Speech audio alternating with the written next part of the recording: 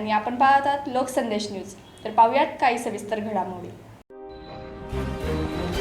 सांगलीची जागा काँग्रेसकडेच राहील, कदापि अन्य मित्रपक्ष स्वाभिमानीकडे जाऊ देणार नाही।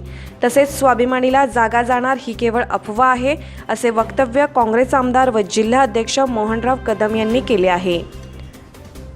ते सांगलीमध्ये प्रसार माध्यमांशी बोलत होते। सांगली हा काँग्रेसचा बालेकिल्ला आहे। सांगलीमध्ये काँग्रेसचाच उमेदवार उभा राहणार आहे। मित्रपक्षाला जागा देण्यासाठी काँग्रेसचा तीव्र विरोध राहील। स्वाभिमानीला जागा जाणार ही केवळ अफवा आहे। सांगलीच्या जागेबाबत पक्षांच्या वरिष्ठाकडे मागणी करणार असल्याचे काँग्रेस आमदार व जिल्हा अध्यक्ष मोहनराव कदम यांनी सांगितले। भाजपमध्ये काही नेत्यांची मुलं कार्यकर्ते हा प्रयोग सुरू आहे, परंतु सांगली जिल्ह्याच्या कुठल्याही नेत्याच्या नेत्यांनी आपल्या ज्या ठिकाणी तुम्ही असाल त्या ठिकाणी राहावा, पक्षांतर करू नका, ही त्या सगळ्यांना मी विनंती करत आहे। एवढ्यासाठीच आपल्याला इथं आम्ही बोलवलेलं आहे। माझ्या जिल्ह्यामध्ये आणि आपल्या जिल्ह्यामध्ये एवढ्या प्रमाणात कुणीही आपला असणारा पक्ष सोडून जाणार नाहीत ही मला पूर्ण खात्री आहे।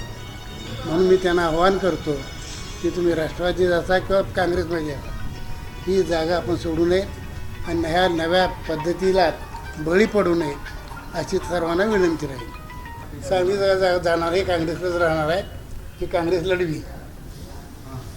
आमच्याशी चर्चा कोणी केली नाही, आमच्या नेत्याशी चर्चा केलेली नाही। ही मधलीच हवा आहे स्वाभिमानी जिल्ह्यात। स्वाभिमानीला जाणार नाहीत, काँग्रेसलाच जागा राहणार आहे। यासाठी आमचा सगळ्याला फोन आता मी करणार आहे। ती जागा आम्ही नक्की आमचा उमेदवार उभा करू काँग्रेसचा। तसेच यावेळी स्वाभिमानी शेतकरी संघटनेच्या कार्यकर्त्यांनी मोहनराव कदम यांची भेट घेतली आणि सांगलीची जागा ही फायनल करा, आम्हाला आमच्या उमेदवाराचा प्रचार सुरू करण्यास विलंब नको, अशी भूमिका स्वाभिमानी शेतकरी संघटनेच्या कार्यकर्त्यांनी मांडली। लोकसंदेश न्यूजसाठी सांगलीहून गणेश चव्हाण। आज गेले 8 दिवस झालं लोकसभा जे सांगली मतदारसंघाच्या विषयी जे चर्चा चालू होती ते अधिकृतरित्या अजून काँग्रेसने पण स्वाभिमानी शेतकरी संघटनेला सीट सोडली असे जाहीर केलं नाही।